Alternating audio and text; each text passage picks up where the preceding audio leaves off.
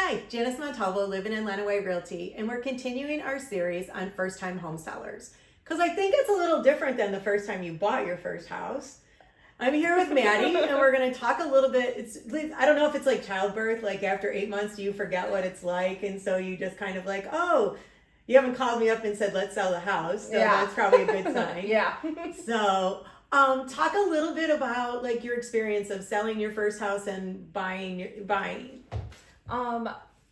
How is it different than the first time you bought your first house? When we bought our first house, it was pre-COVID. So the market was a little different. And we were just looking and we looked at every house, any price range. And then versus our second house, we had to be more strategic on when is the right time to sell our house, to buy our house, to get the most money for our house. Yeah. So is there anything that you learned in buying your first home that you used in selling and buying the second time around? I think with our first home, we had more money to work with because we stayed there long enough to have a nice down payment for our second home. So then we had more room to wiggle with and we could buy a bigger house. Where our first house, we had one budget and that was it. You're like, I really want this house. And I'm like, you know what? I'm sure you do, but it's not going to work. Yeah. That's like, no, it's not in our budget. No. I love that.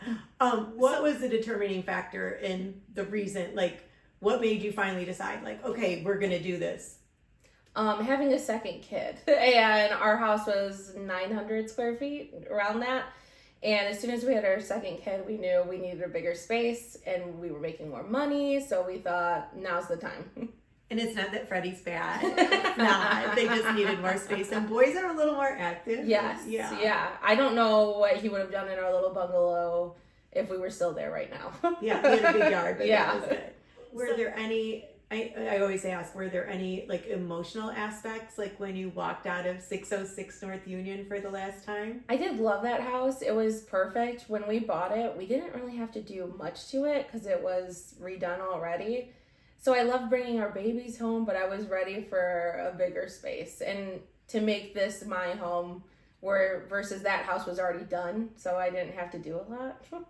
Yeah. Yeah. This one I had to do a lot. Yeah. Yeah. This one was a lot of timing because luckily it was vacant. You could do Yeah. some renovations before you moved in. So I feel like this one feels more homey to me already versus my first house, which is so funny because I've heard a lot of people want their first house like, oh, very emotional to it. Not me. This one's probably going to be my emotional house. I'm always emotional when I look at your pictures on like social media, seeing the whole family in the backyard with the pool and having fun. And I'm like, oh, I love that. Yeah. Did you find that there were any unexpected challenges through the process? For buying our second house, I feel like we forgot that it's a lot of documents and having to be on call with your loan officer and just being ready to give what they need at a certain time because we totally forgot about that. But I feel like we were lucky enough to find this house before putting ours up for sale. So that did ease our burden of like panicking for a second house when your house is for sale. Yeah, I always say by the time you get to the end of the process, you feel like you're standing naked in front of your loan originator. Anyway. Yeah, So, yeah, they know everything. Yeah, there's no hiding anything. No. They know your credit, they know your history, they know everything. And luckily you had a great loan originator, Yeah. so that was good. So how did you choose your realtor or your real estate agent? Oh, I don't know. I think we met at 5 a.m. at a workout class, Jazzercise with Jana. And I loved her, so of course I was going to use her. So were there any like negotiation tactics that you remember that were a little different? I feel like we had more of a hand in that point, even like as the buyers to this house. We had multiple offers on our house, so we felt pretty good. Where this house, we knew we could bargain. yeah, which was nice and definitely helped us in the long run. How did you determine your listing price?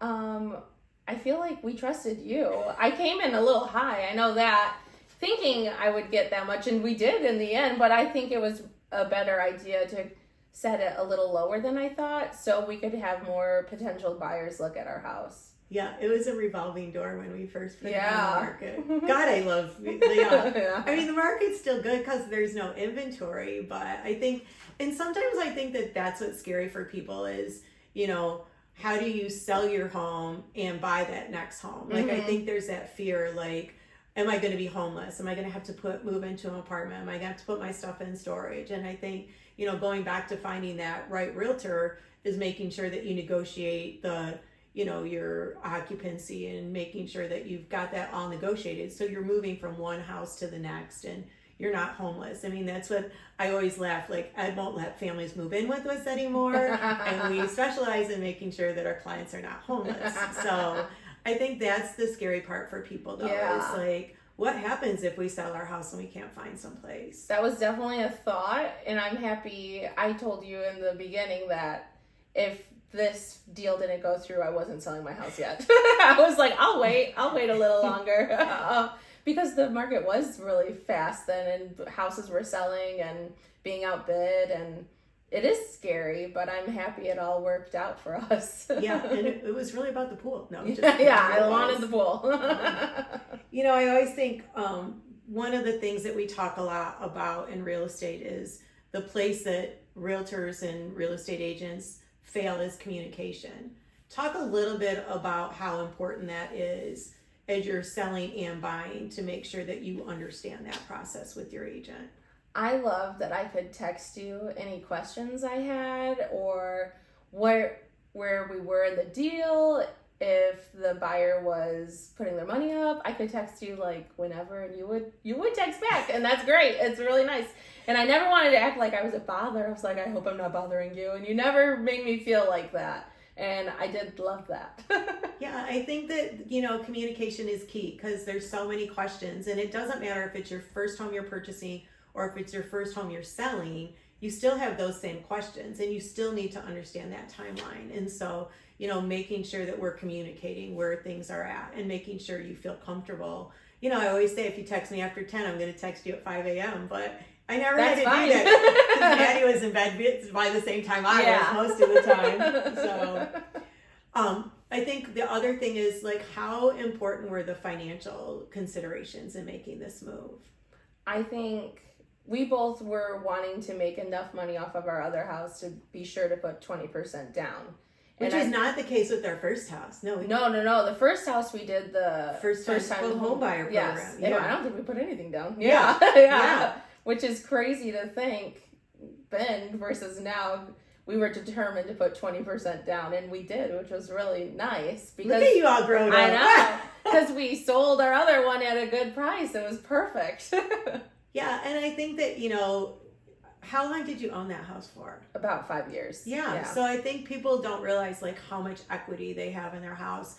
We've gone back looking at like people that have owned their house for 5 to 10 years, and like when we look at what the value is compared to what they paid for it, it's crazy. Like, and people are like, well, I don't want to lose my interest rate. I'm like, you could pay cash for what you have in your house. Now you could buy you've got $250 in equity. You could pay cash for that next house. So I think, you know, sometimes we need to share that message and understanding how much equity you now have, depending on when you purchased your home. The market's gone up, but so is everything else.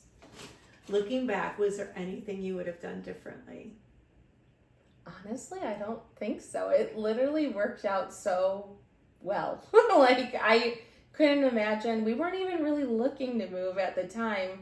And I saw this house for sale, and it had an open house. And I wasn't even talking to Janis yet. I was like, I'm going to go look at that open house. And right after the open house, I called Janis. I was like, hey, I think I want to buy this house. And it was like, boom, boom, boom. It worked out so well for us. I can't believe it. So I think we bought at the perfect time. I think we sold at the perfect time for us. So no, I wouldn't have done anything different. I think, you know, people need to understand that first-time home buyers or first-time home sellers, there is a transition in making sure you have the right agent, making sure you understand like how much money you're walking away with, making sure that was one thing Zach was really clear about. Like, hey, can you give us a proceed sheet so we know what we're going to have for a down payment? And making sure that agent understands how to give you those numbers so that you make that financial decision. And and in the end, it all works out great. And you've had a great summer with the pool. It really warmed up, and this is perfect. And we just really appreciate you and your family and everything. So if you're thinking about selling your first home, please reach out to Living in Lanaway Realty. This has been Janis and Madi with our little first time home sellers preview.